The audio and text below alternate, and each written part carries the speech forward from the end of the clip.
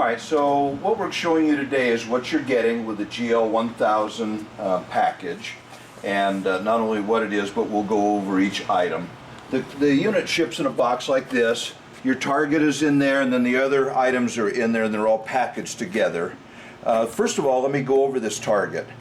It's light in weight, but it's pretty heavy duty in terms of its strength. It has a single handle on it. This is the target face here. It's removable, so if you have to replace the target face, you can do that. And it has a line on here to get your line lined up from the front, and there's also one on the back. So I'm going to set this target off to the side for now. And next thing we want to show you is there's a battery kit that comes with this. This is the battery holder. You'll notice that it's fused. There's also terminals that show negative or positive. The battery's actually on the inside of this, and right here. And you can it's designed to either mount to the machine in this position, or you could just set it down and it can nestle right in here, which is what we're going to do just for today. So the battery can just sit right in that location. The next thing I wanted to show you is it also comes with a charger. You can plug it into the wall, and then these little battery clips plug here onto the negative or positive side, so you don't have to take the battery out of its container. So I'll just set that down since we're done with that. Okay, this is a riser that's shipped with a kit, and the purpose of the riser is to get the laser higher off of the ground. And the reason we want to get the laser higher off the ground is that when you're using this target for daytime operation, the target faces a retroreflector, which means that the reflection is coming back at the same angle from the source. So if the laser is sitting a foot off the ground, all your reflection is going to be about a foot off the ground. It's going to be hard to see. So we're going to set the riser up either in the front or the back. It'll just slide over here or here. And today we're going to mount it on the front. So it just drops down over your bar like that. Comes with a wrench, and we'll just tighten it to the bar. There you go. So that takes care of the riser. Now, let me show you the laser. This is the GL1000 laser. It has its own mount built into it. It has fine adjusts on here to adjust the laser left and right at distance. There's a bullseye bubble on the top of this, not a bullseye bubble, but a level, to make sure that the laser is fairly plumb. Because what's happening is the laser is putting out a vertical plane of light, and we want it to be pretty plumb. We don't want it to be coming in at a severe angle left and right. So when you're first setting this up, what we're going to want to do is let me grab my wrench. This is a 7/16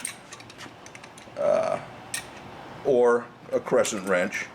And you can see from this mount here, there's a swivel in here as well as a clamp. So it's going to allow two things. It's going to allow us to mount the laser onto the clamp itself, or rather onto the bar, at about this height. So I'm just going to snug it up because I like the height that it's at. And, oh, by the way, this is when you're first setting up, you want the machine to be on a fairly level surface. Now what we're going to do is we're going to level this bubble at the same time that we're tightening it on the deal. So there, the bubble's level. We're close to it. That's good enough for what we're doing. And now we tighten it to the bar itself. All right, so the laser's mounted. So the next thing we want to do is we want to provide power to the laser, and that's right here. And you can see these battery clips are attached, and there's also a 3-amp fuse, and it's a fuse that's available you can buy them anywhere. They even have them at grocery stores. So what we'll do is undo this, and then run our power to the battery.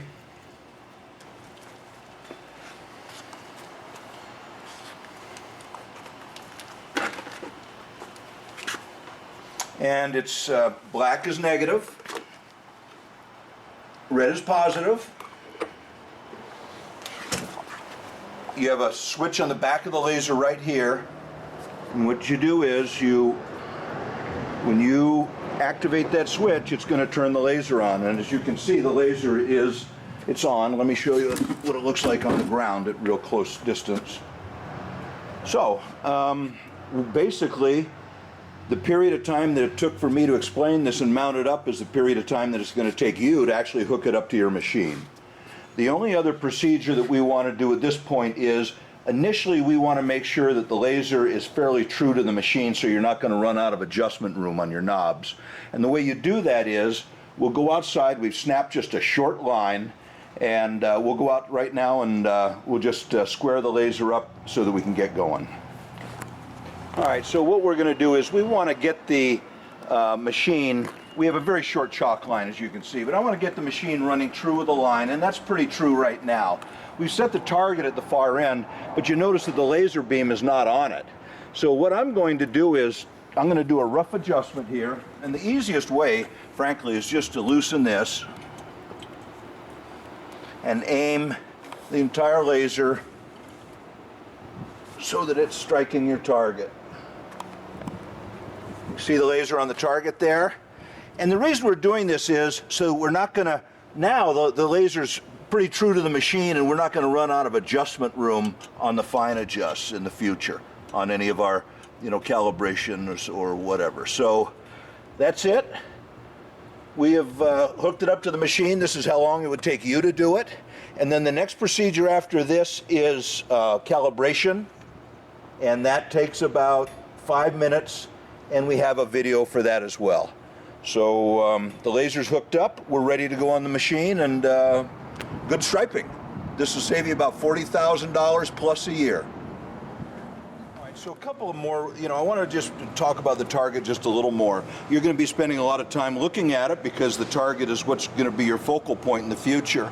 Now, it is lightweight, but it's very durable. So, but one of the things is because it's lightweight means that it could be blown around if the wind comes up. So you want to weight it down. You notice it has a wire frame in here. If you look closely, there's a pretty heavy wire frame running in the back and in the front. And so it makes it very rigid. So you could put, you know, a cinder block on there. You can put a brick on there. What some guys do is they'll take a cone like this and actually bolt it to the top, just like that. And the cone does a couple of things. It acts as a handle, you know, so you're not leaning over so far to pick the target up, and it also acts as a weight. So I just thought I'd you know, talk to you a little bit about it. We don't want to ship weights with the laser in anticipation of you being in a windy condition. That costs you a lot of money in terms of freight. So come up with your own weight, and you'll be happy for it. So that's it. That's the target. Thanks.